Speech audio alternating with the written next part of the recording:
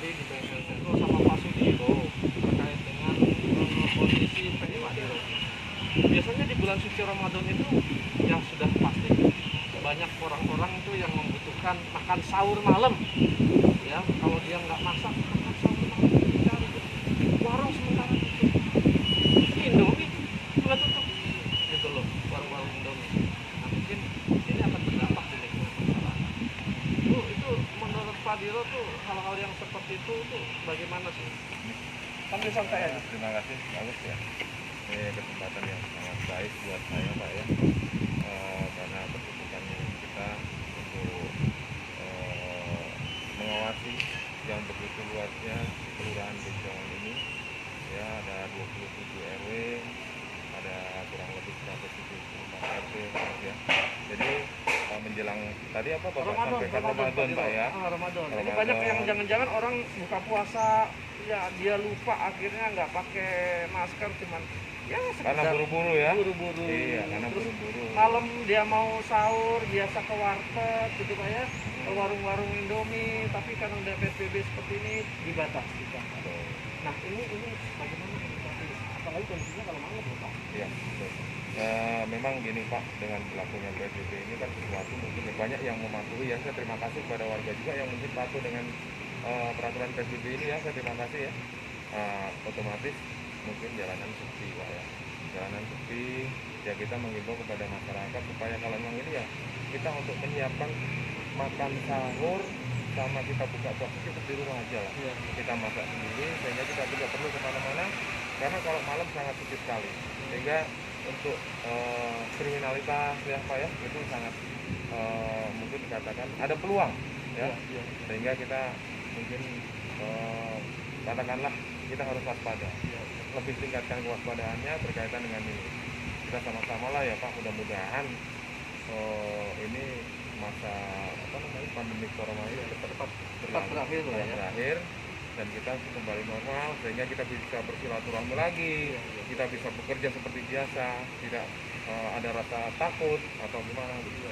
Tadi saya menggarisbawahi yang itu loh Pak Diro, kalau orang mau sahur ini malam-malam nih, kan banyak yang orang berkontrak tuh di lingkungan di RW di Bencongan ini banyak lah yang orang sahur itu dia keluar untuk makan gitu. Jadi kalau saya lihat tadi Pak Diro menggarisbawahi supaya tidak melakukan makan sahur itu, melakukan pengindak makan sahur itu di luar. Iya.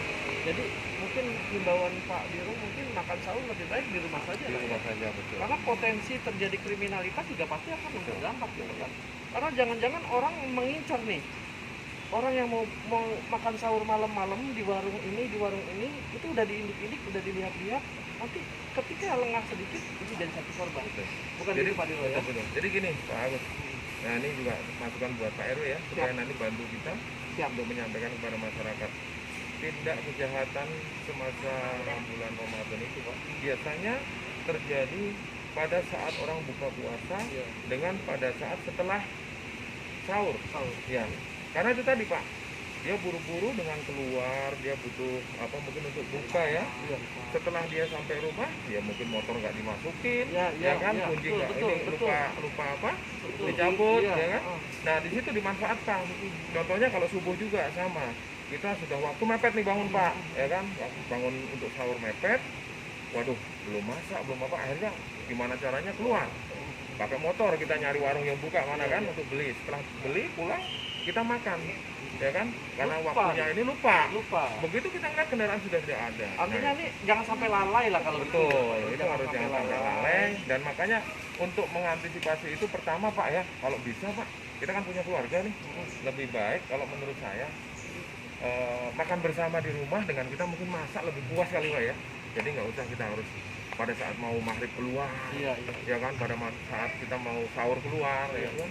Jadi pertama memberikan kesempatan kepada orang jahat. Kalau karena apa? Dengan buru-burunya kita sehingga kita banyak yang lalai. Ya contohnya tadi lah saya bilang bahwa mungkin lupa kunci stang atau mungkin bahkan kunci gantung Pak. Kunci gantung dalam kendaraan itu buru-burunya. Betul. Oke Pak Diro, sekarang saya mau ngobrol sama Pak RW nih Pak RW. Pak RW kalau boleh diinformasikan ke kita, Pak RW itu warganya berapa banyak sih? Oke, terima kasih buat Bapak. Perkenalkan, nama saya Andi. Saya dari RW 02 yaitu Kelurahan Bencongan. Pas kebetulan saya itu di kampung, tapi bukan berarti kampungan. Ya, Saya itu di kampung, Iya. bukan berarti itu kampungan. Tapi Jadi- elit Bapak, kampungnya elit. Betul. Wah. Warga Batak. Warga saya itu kalau dihitung itu ada 3.500 jiwa. Ini yang paling banyak. 3.500 jiwa itu dengan kakak 1.500 atau 1.600 kakak. Harusnya jadi 3 RW itu Seharusnya. ya, karena warga begitu banyaknya ya. Nah, dari tradisi di wilayah kami, Pak, sebagai kampung, apalagi di Ramadan, itu biasanya di warga kami itu anak-anak Antar-antar muda, ini ya, anak-anak antar-antar muda ini. itu untuk membangunkan sahur. Oh. Nah, itu kan iya. otomatis bisa ber Iya. 20 orang, 30 orang yang berkelompok, Menggunakan beduk ya. mukulin beduk, ya dan selainnya ya. Gitu. Itu yang dikhawatirkan saya sebagai RW, itu seperti itu. Nah, kan itu ya. Orang kecenderungan berpikir bahwa ini bulan Ramadan ini kita harus cari pahala yang banyak nih. Makanya kita sholat di musola, tarawih di musola. Nah, sedangkan ada himbauan dari Pak Biro yang mewakili pemerintah dan kepolisian, itu himbauannya itu cukup dilaksanakan di rumah saja. Ini Pak itu gimana warga? Nah, itulah Pak. Makanya saya selaku RW dengan kapasitas penduduk yang begitu padat, itu saya bingung. Saya bekerja sama dengan RT sampaikan. Itu kita udah berulang-ulang Pak mengasih saran seperti itu kepada warga yang berkerumunan, ya yang seperti kegiatan bulan suci Ramadan itu seperti itu udah kita laksanain. Tapi ya kadang-kadang digubris saat itu, tapi 2-3 harinya begitu juga. Pak Diro Ya, tapi gini, saya maaf ya, saya ini berkaitan dengan apa namanya Membangunkan sahur. tradisi yang kurang baik ya, Iya, iya. di lingkungan kita ini, makanya ya contohnya Pak, menjelang sahur ya, menjelang sahur sama setelah berbuka puasa. Itu tradisi kita itu tradisi yang sangat buruk, yaitu tawuran Pak. Tuh. Nah, itu Pak. makanya kenapa di samping dengan adanya mungkin himbauan berkaitan dengan pandemi corona ini ya, sebelumnya memang sudah terjadi Pak, karena saya kurang lebih di sini sudah 4 tahun menjadi binawan ini Pak ya. Jadi saya tahu persis di kala menyambut bulan suci Ramadan itu kadang-kadang memang di satu sisi kita harus meramaikan masjid atau musola di saat tidak ada wabah ini ya. Namun sebelumnya juga saya lihat kalau ini sampai kita ya mohon maaf Pak, kita muter terus Pak, di sana ada keributan anak-anak tanggung itu. Jadi mohon maaf pada Pak RW ya. Jadi disampaikan juga, apalagi dengan sekarang ada himbauan berkaitan dengan kejadian yang saat ini yaitu wabah corona ini. Jadi untuk membangunkan sahur kita sangat setuju kan supaya orang juga ini. Tapi mungkin dikurangin Pak. Insya Allah, Pak, Jangan insya Allah. rame-rame gitu ya. Cukup misalkan 4 orang, 5 orang maksimal lah gitu kan. Nah, kalau mungkin banyak digilir Pak. Kita bikin jadwal. Ya, digilir nih anak-anak muda ini atau mungkin arahnya nih yang 5 ke sana ya kan. Yang 5 ke sana, yang 5 ke sana. Jadi pas nanti satu kampung itu bisa terlaksana semua. Ya, nggak usah harus bergerombol dengan satu muter. Nah, nanti mungkin ininya aja lah, tekniknya aja diatur oleh Pak RW ya. Atau ada himbauan lewat musola atau masjid yang dilakukan oleh satu orang ya Pak Diro ya. Betul, itu sangat ini lagi efisien banget itu malah ya kan. Mulai jam, kalau sekarang sahur anggap aja lah kita imsak jam 4, otomatis mulai jam setengah 3 ya, yang sudah ada mungkin jadwalkan pada pagi itu untuk membangunkan sahur itu lebih bagus lagi. Itu Pak RW. Jadi kami sangat butuh lah bantuan dari para RW ya, dari teman-teman RT. Dengan adanya seperti orang saat ini tidak pulang kampung, terus PSBB diberlakukan, orang tinggal di rumah, aktivitas perekonomian juga lambat, para penerima upah harian juga dia sulit mendapatkan upahnya lagi, buruh kontrak juga sudah diberhentikan. Nah ini kan Pak RW banyak banget ini, orang-orang yang kontrak banyak banget. Atau tidak menimbulkan satu permasalahan dampak sosial, banyak pengangguran pasti banyak Pak. Nah ini gimana? Sebelum nanti Pak Polisi ini akan menjawab. Nah, emang seperti jawab dari Pak Agus itu memang betul. Jadi banyak yang dibilang tadi Pak Agus, semacam seperti itu, dampaknya juga takutnya dikhawatirkan warga yang ada di wilayah saya. berontak, takutnya karena beliau diliburkan kerja, diberhentikan kerja, takutnya dia keluar ego, timbul dan jadi kriminalitas.